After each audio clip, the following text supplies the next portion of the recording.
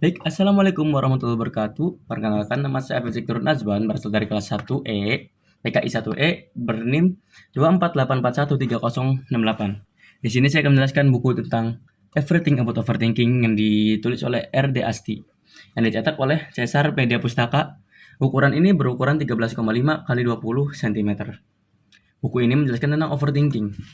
Baik, saya akan membacakan pertama-tama saya akan membacakan sinopsis dalam buku ini.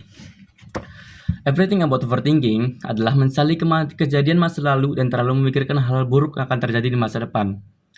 Tidak ada gunanya. Sungguh memikirkan semua hal tersebut tidak akan ada habisnya dalam membuat hari-hari yang kamu jalani terasa buruk. Proses berpikir berlebihan hanya membuatmu berputar-putar pada masalah tanpa menemukan solusi dan justru menambah stres, rasa takut, dan rasa cemas. Semakin kamu tenggelam dalam pikiran tersebut, semakin sedikit pula upayamu menyelesaikan masalah tersebut. Di dunia ini, masalah-masalah yang kamu hadapi hanya besar dan mengerikan dalam pikiranmu saja. Padahal kenyataan tidak seburuk yang kamu khawatirkan. Berdamailah, masa yang telah lewat tidak bisa kamu ubah. Ikhlaskan pelan-pelan, maafkan dirimu yang dulu, setidaknya kamu telah belajar dari masa lalu. Kurangi prasangka burukmu terhadap masa depan karena itu di luar kuasamu. Ikhlaskan, lepaskan, semua akan baik-baik saja. Baik, buku ini menjelaskan tentang overthinking. Apa dampak buruknya ataupun dampak negatif ataupun apakah itu overthinking?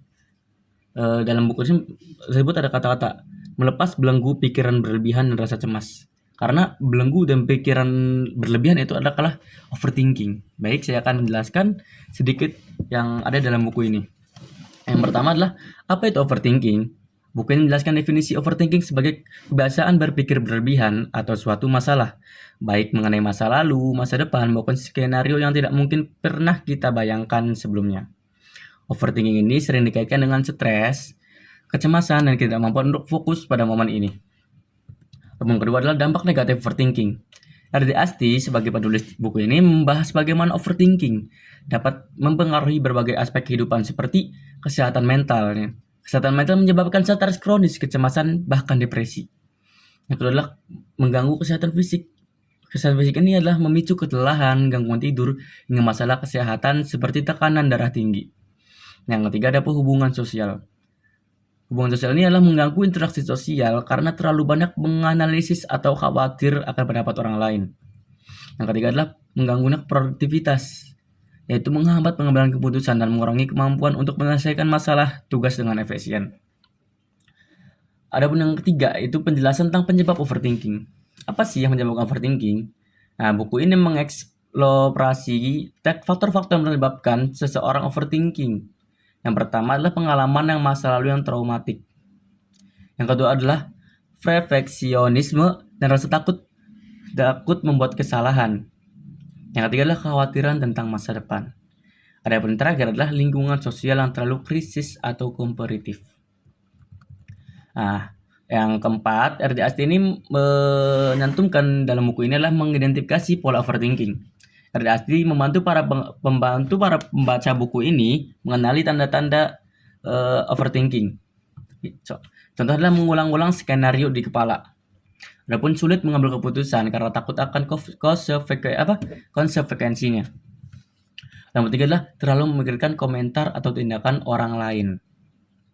Nah, yang kelima mengenai overthinking, R.D. Asti adalah menulis tentang strategi mengatasi overthinking.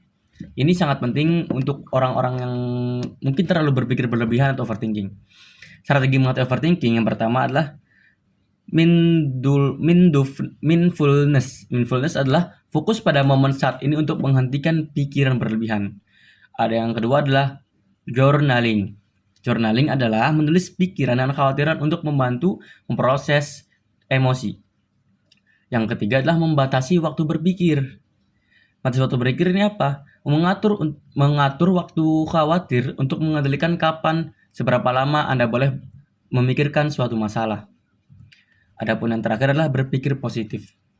Mengganti pikiran negatif dengan afirmasi atau sudut pandang yang lebih optimis.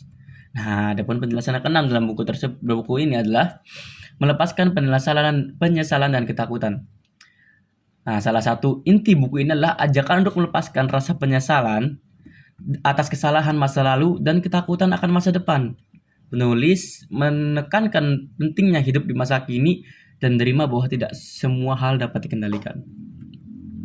Nah, dalam buku ini pula terdapat inspirasi dan motivasi. Buku ini juga melengkapi dengan kutipan-kutipan motivasi, cerita inspiratif dan refleksi pribadi dari penulis untuk membantu pembaca merasa lebih termotivasi, berdaya, dan menghadapi tantangan hidup.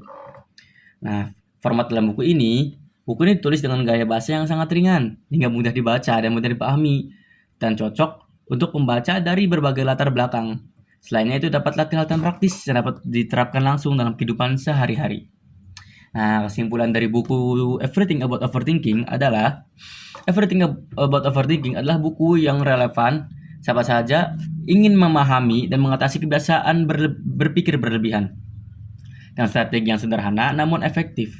Buku ini membantu pembaca menjalani hidup dengan lebih tenang, bahagia, dan penuh makna. Cocok untuk Anda yang sering merasa cemas, ragu, dan sulit mengambil keputusan akibat overthinking. Baik, itulah penjelasan saya tentang buku Everything About Overthinking. Jadi bagaimana penjelasan tentang overthinking itu jika kita berpikir berlebihan itu sangat tidak baik untuk diri kita. Karena kita akan selalu berpikir di fase itu tidak memikirkan untuk masa depan ataupun kita tidak memikirkan untuk kedepannya bagaimana. Baik, itu penjelasan dari saya Afid Zaki Nazwan. Untuk terakhirnya saya ingin membacakan salah satu kata-kata motivasi dalam buku Everything About Overthinking, yaitu hanya ada 2 cara untuk memiliki kedamaian hati. Yang pertama adalah nurani. Hanya ada 2 cara untuk memiliki kedamaian hati nurani. Yang pertama adalah jangan pernah melakukan kesalahan. Nah, adapun yang kedua, belajarlah memaafkan diri sendiri. Cara pertama seringnya mustahil. Baik, sekian dari saya Abdul Nazwan. Saya pamit undur diri. Wassalamualaikum warahmatullahi wabarakatuh.